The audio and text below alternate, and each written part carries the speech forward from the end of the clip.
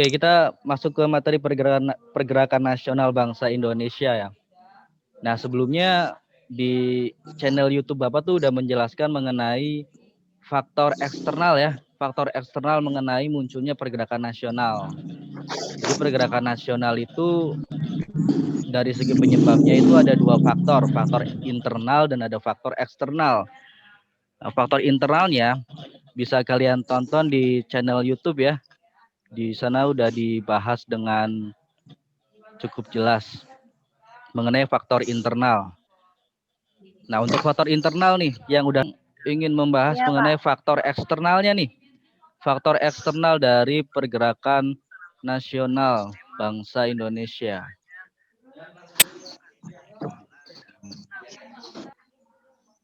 Nah, kita ulas lagi ya. Nih, faktor internalnya itu ada 3 poin ya. Dan faktor eksternalnya ada 2 poin nih. 2 poin doang ya.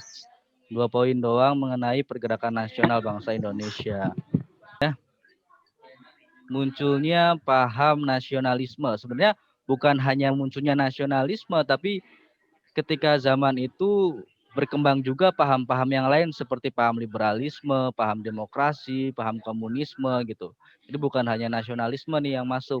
Tapi di sini kita akan bahas lebih dalamnya mengenai paham nasionalisme. Oke, nasionalisme apa tuh nasionalisme?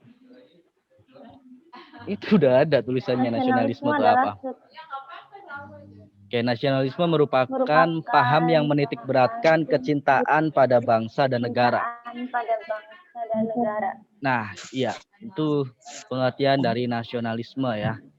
Simpelnya, nasionalisme itu merupakan paham mengenai kecintaan terhadap tanah air. Jadi, rasa cinta kepada bangsanya, tanah airnya itu tinggi sekali.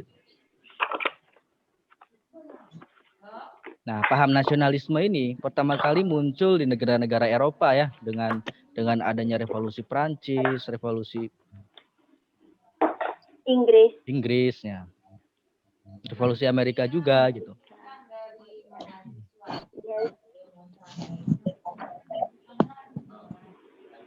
Oke, jadi itu paham nasionalisme ya, kecintaan terhadap tanah air.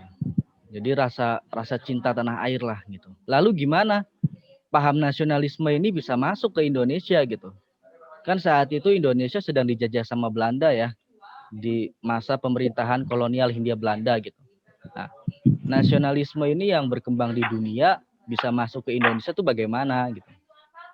Ya kita bahas ini nih, perkembangan nasionalisme di Asia ya. Kita di Asia dulu nih. Di Asia. Nggak jelas ya ininya, gambarnya. Bentar ya. Kecilan, Pak. Iya, kekecilan, Bapak paham.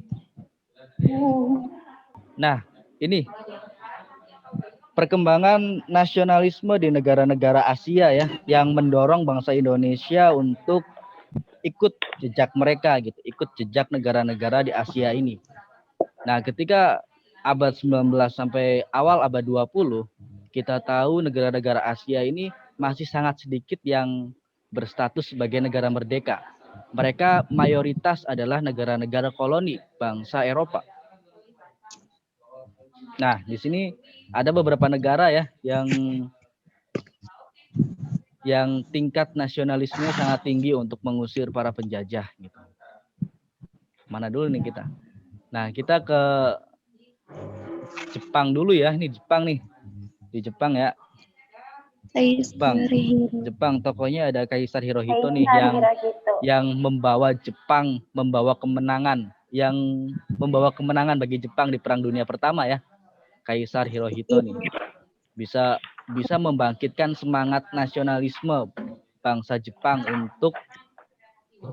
untuk melakukan perlawanan kepada negara-negara Rusia, Eropa gitu terutama. Jadi meningkatkan percaya dirinya bangsa Jepang nih bahwa Jepang tuh bisa mengalahkan bangsa Eropa atau bangsa kulit putih saat itu. Kemudian ada Dr. Sun Yat-sen ya. Dr. Sun Yat-sen ini pendiri Partai Nasional Tiongkok atau Partai Kuomintang. Nah, Dr. Sun Yat-sen ini melawan dinasti Manchuria ya, yang saat itu sudah mendominasi Cina sudah sangat lama gitu. Dan kita tahu rezim monarki itu adalah rezim yang kaku ya, jadi tidak bersifat demokrasi. Artinya pemilihan penerusnya itu ditentukan dengan cara turun temurun gitu, tidak tidak berdasarkan aspirasi masyarakat gitu. Oleh karena itu Dr. Sun Yat-sen ini tahun 1911 ya memberikan perlawanan kepada dinasti Manchu untuk segera turun dari pemerintahan. Ada Jose Rizal. Nah, Filipina itu saat itu adalah daerah koloni Spanyol. Nah, Spanyol itu menerapkan berbagai macam kebijakan yang tidak menguntungkan bagi rakyat Filipina. Oleh karena itu ada tokoh revolusioner yang bernama Jose Rizal ya, memberikan perlawanan kepada Spanyol. Jadi usaha dalam mengusir kolonialisme di Filipina gitu. Membangkitkan nasionalisme rakyat Filipina juga tuh saat itu gitu. Bahwa kita sudah selayaknya berdiri sendiri untuk menjadi negara merdeka gitu. Tidak lagi dalam bayang-bayang Spanyol. Kemudian ada di India nih. Di India ada Mahatma Gandhi. Iya. Mahatma Gandhi yang membangkitkan jiwa nasional. Saat itu India sedang menjadi daerah koloni Inggris. Iya, menjadi koloni Inggris. Terus di Turki. Di Turki ada Mustafa Kemal Atatürk atau Mustafa Kemal Pasha Atatürk ya. Dia tokoh revolusioner yang berhasil mempengaruhi rakyat untuk mengusir sekutu saat itu. Dan berhasil membawa Turki menuju peradaban yang lebih baik dari sebelumnya gitu. Memperbaiki Turki dari kemunduran ekonomi, politik, budaya gitu. Terus di Mesir ada Ahmad Orabi Pasha ya. Nah, sama nih Mesir juga menjadi daerah koloni Inggris saat itu ya. Nah, tadi kan ada pertanyaan gimana nih paham nasionalisme itu bisa muncul gitu berkembang melalui saluran pemasukan paham nasionalisme ke Indonesia bukan India.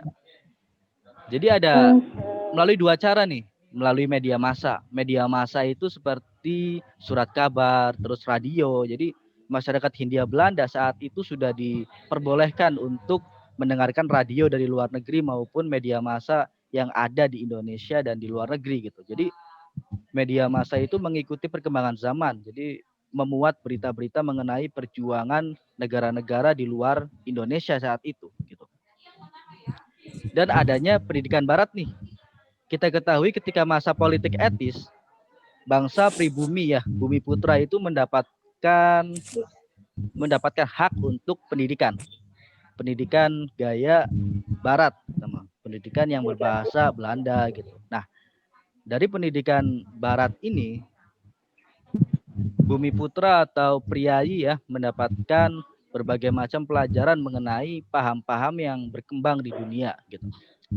Nasionalisme, demokrasi, terus komunisme, liberalisme, kapitalisme. Jadi semuanya didapatkan oleh orang-orang kita gitu.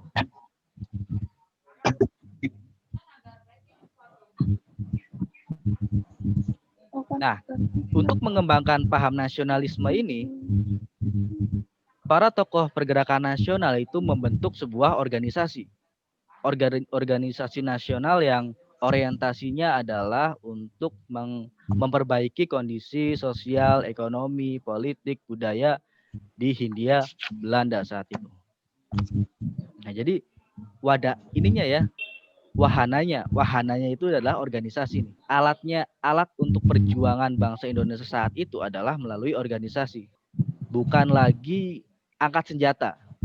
Kan kalau sebelum munculnya pergerakan nasional kan bangsa Indonesia mengusir kolonialisme itu menggunakan senjata ya, atau angkat senjata atau perjuangan fisik.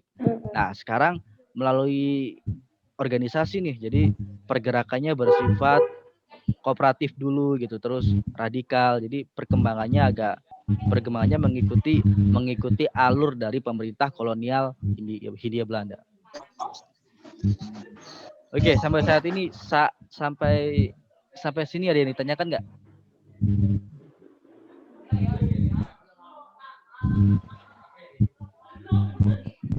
Oke, jadi munculnya paham nasionalisme di dunia ini mendorong masyarakat Indonesia untuk